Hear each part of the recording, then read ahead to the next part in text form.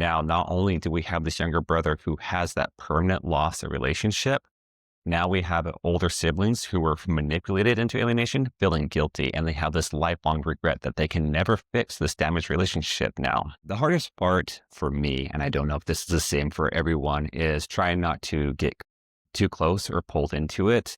Whenever I talk about it, present on it, I find myself welling up with emotions that this is real, this is tragic, and sometimes it can be quite triggering. And I don't know if you feel comfortable including this in your documentary, but there was one study where they weren't the alienating child. They were being pushed out and treated differently, but their older sister was severely alienated. And they experienced what we call parentification, where she was treated like another parent and a spouse. And it was so enmeshed and so incestuous that the father and the older sister started going to marriage counseling together and sharing intimate conversations with each other in marriage counseling. So that can be really hard to research and see that it's happening, but we need to know it's happening so people know that, hey, this is serious and we need to fix it. There's several reasons why it happens. Lots of times we see this identity fusion and the child's identity gets sometimes absorbed into the alien parent, and it's us against the world.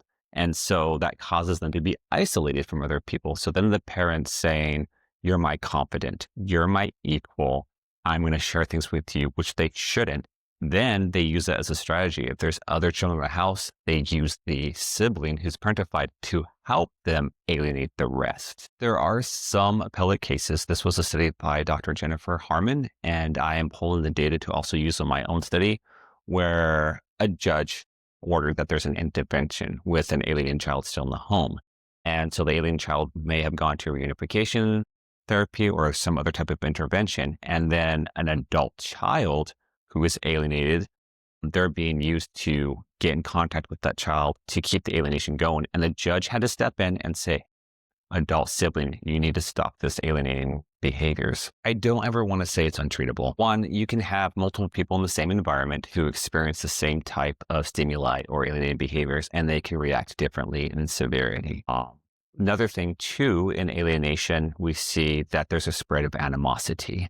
So whenever someone's being alienated, it spreads to anybody that's associated with them. And so this alienating parent's trying to get everybody on their side. So they'll get their children, they'll get their family members.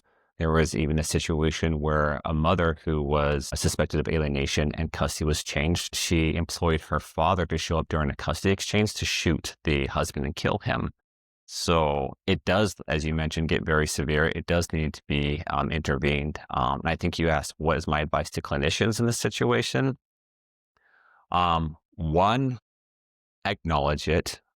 People I've met with who experience this, one of their largest complaints is whenever they meet with the clinician and one, they don't feel validated. Their abuse and trauma isn't acknowledged. And they're told that it's not real, or they meet a clinician who isn't experienced on it and gives them bad advice. And a major one of that is that some clinicians don't understand the extreme difference between an alienated child who's abused and a regular child who is abused. So in my training, I try to teach clinicians how to recognize the differences between an alienated child and an abused child.